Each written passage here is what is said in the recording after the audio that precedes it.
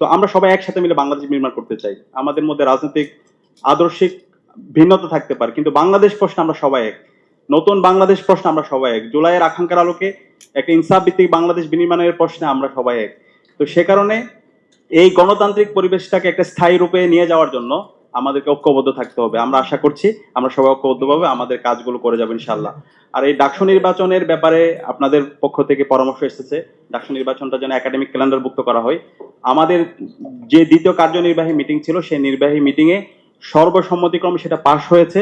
আমরা ইতিমধ্যে বিশ্ববিদ্যালয় প্রশাসনের কাছে দিয়েছি এবং এটা ইতিমধ্যে একাডেমিক ক্যালেন্ডার যে কমিটি আছে সেখানে তালিকাভুক্ত হয়েছে এবং খুব দ্রুত সময়ের মধ্যে এটা তালিকা আকারে প্রকাশ হবে ইনশাআল্লাহ।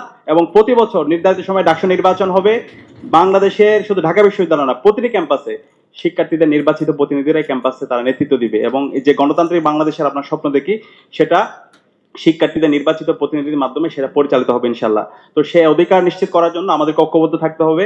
ডাকসুর জায়গা থেকে আমরা সেটা কথা দিচ্ছি ইনশাআল্লাহ, আমাদের জায়গা থেকে আমরা সে কাজ করে যাব এবং বিশ্ববিদ্যালয়ের শিক্ষার্থীরা এবং সবাই মিলে আমরা আগামীর যে ডাকসু নির্বাচন এবং একটা সুন্দর নির্বাচনের মাধ্যমে শিক্ষার্থীদের নির্বাচিত প্রতিনিধিদের হাতে আমরা আমাদের দায়িত্ব হস্তান্তর করে যাব ইনশাআল্লাহ। একই সাথে ডাকসুর যখন আমরা দায়িত্ব নিয়েছিলাম, আমরা বলেছিলাম আমরা এখানে কেউ নেতা না, আমরা হচ্ছে প্রতিনিধি।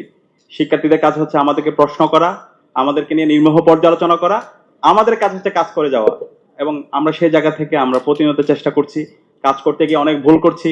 ভুল করলে আপনাদের কাছে ক্ষমা চেয়ে আমরা নিজেদেরকে সংশোধন করার চেষ্টা করছি। মানুষ হিসেবে ভুল হতেই পারে, আমরা আপনাদের পরিবারের অংশ।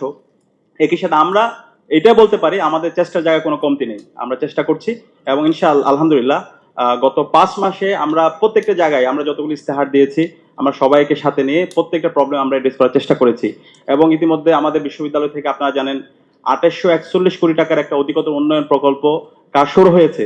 এই প্রকল্পটা যদি বাস্তবায়ন হয় ইনশাআল্লাহ আপনাদের সাহায্য নিয়ে, তাহলে এই বিশ্ববিদ্যালয়ে আর কোনো আবাসন সংকট থাকবে না ইনশাআল্লাহ।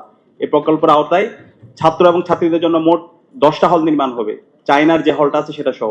তো ইনশাআল্লাহ এই আবাসন সংকট যদি ঢাকা বিশ্ববিদ্যালয়ে না থাকে, তাহলে এই ক্যাম্পাসে আর কোনো মৌলিক সংকট থাকবে না। এটা হচ্ছে মূল সংকট। এই আবাসন সংকট দিয়েই গণরুম কালচার তৈরি হয়, গেস্টরুম কালচার তৈরি হয়, শিক্ষার্থীদেরকে গোলামের মতো করে ব্যবহার করা হয়। তো সেই আর ফেসিবাদী আমলের যে রাজনীতি, ছাত্র রাজনীতি, সেটা আমরা ফিরে যাওয়ার আর কখনো আমরা সুযোগ দিব না। সে পথকে আমরা চিরতর বন্ধ করে দেবো ইনশাআল্লাহ। তো সেটার জন্য আমাদের এই প্রকল্পটা বাস্তবায়ন হওয়া দরকার। এই প্রকল্প বাস্তবায়ন করার জন্য আপনাদের সহযোগিতা দরকার, বিশ্ববিদ্যালয় প্রশাসনকে প্রেসার ক্রিয়েট করা এবং সঠিক সময়ে যে নির্ধারিত রোডম্যাপ দেওয়া হয়েছে সেই সময়ের মধ্যে যেন কাজ শেষ হয়, সেটার জন্য আমাদেরকে সর্বোচ্চ কাজ করতে হবে।